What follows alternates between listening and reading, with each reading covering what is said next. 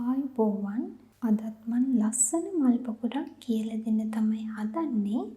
අපි දැන් බලමු මේ මල් පොකුර මහගන්නේ කොහොමද කියලා.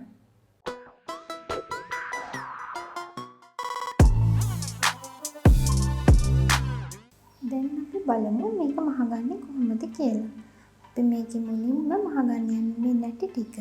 මම මේ නැටි මහන්න පාවිච්චි කරන්නේ 281 නූල.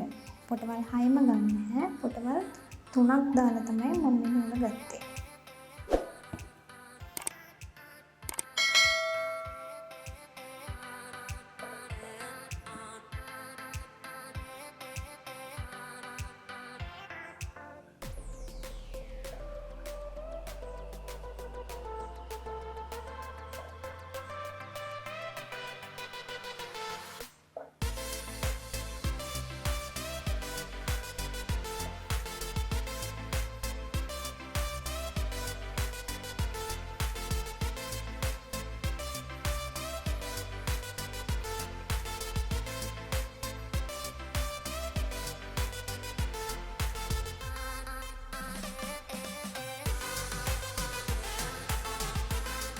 අපි නටු ටික මහලා ඉවරයි. දැන් බලමු කොළ මහගන්නේ කොහොමද කියලා.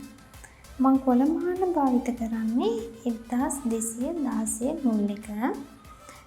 මේකේදී නූල් පොටවල් 3 දාලා තමයි මම මහන්නේ. 6ම පාවිච්චි කරන්නේ නැහැ. දැන් බලමු පිරවිලි මැස්මෙන් මේ කොළ ටික මහගෙන යන්න.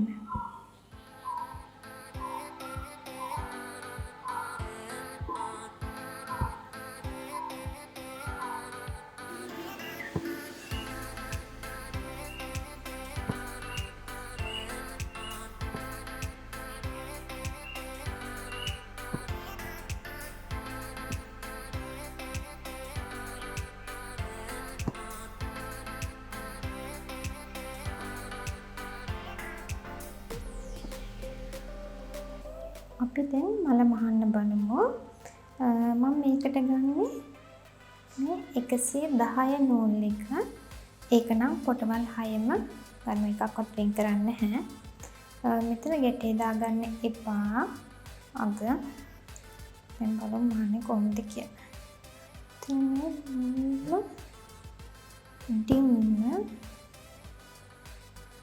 මෙන්න මේ වගේ පොට්ටක් ඉතුරු කරගන්න ඕනේ.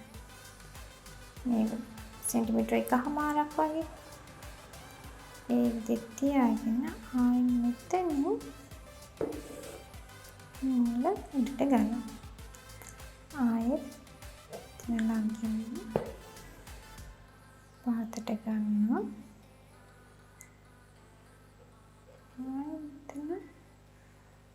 ටිනරන්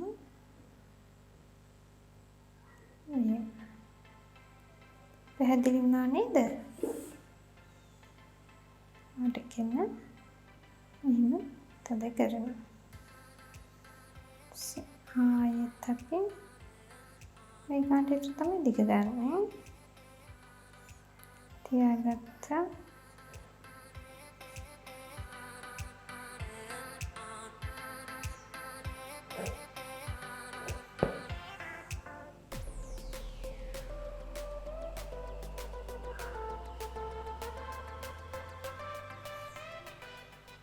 Okay, ආයෙ අපි ළඟින් ඉන්න උඩට ගන්නවා. ගත්තා. මෙතෙන් ඇඟිල්ල තද කරගෙන ඉන්න. ඊට පස්සේ මෙතනින් පහතට දැම්මා. නැවත ළඟින් ඉන්න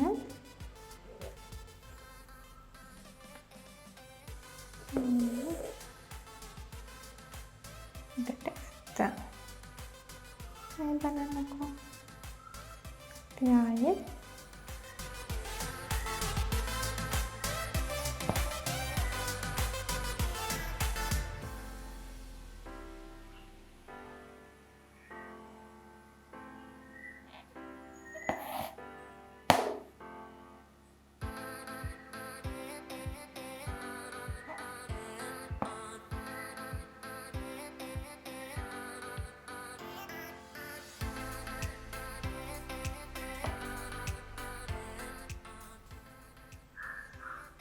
මෙහෙම.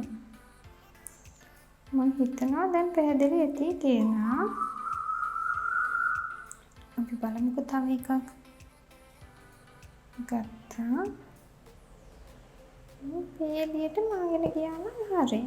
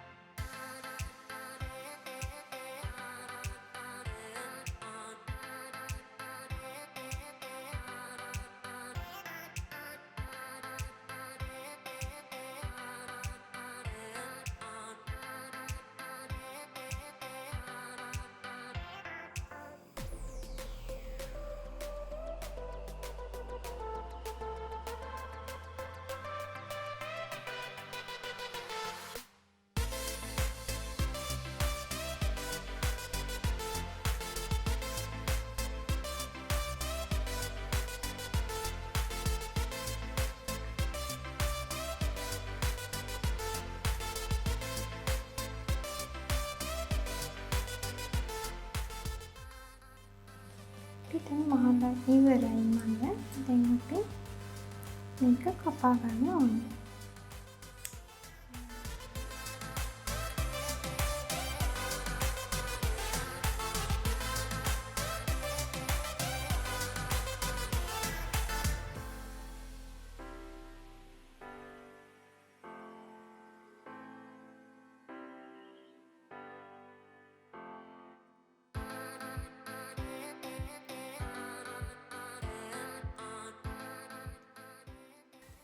අපි මල් 3 මහගෙන ඉවරයි දැන්.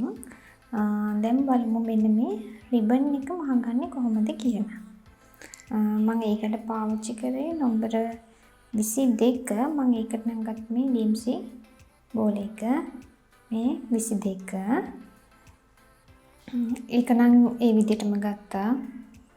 නෝන අපි දැන් මේක මහගමු. මම මේක දම්වල මස්මෙන් තමයි මේ බෝ එකම සම්පූර්ණ මහගන්නේ. ඉතින් උඩට ගත්තා.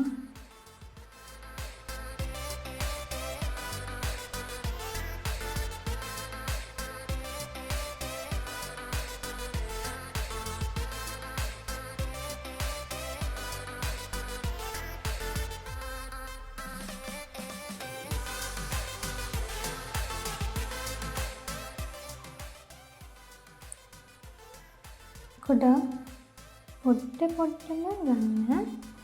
එතකොට තමයි මේක ලස්සනටම එන්නේ ළඟ ළඟාම.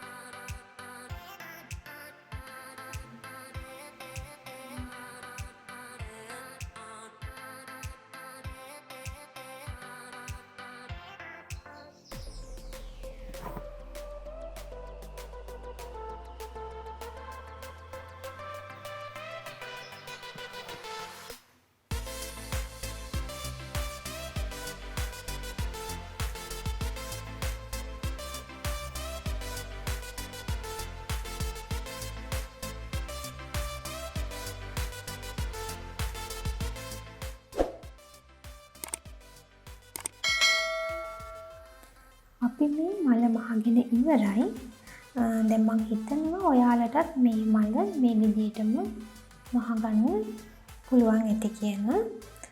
හදිසියෙත් මේ මල මහගෙන යද්දී ඔයාලට මොනවා හරි ගැටලුවක් ආවොත් පහලින් මට කමෙන්ට් එකක් දාන්න. අපි මේ විදිහම තවත් ලස්සන වීඩියෝ එකකින් නැවත හමු වෙමු.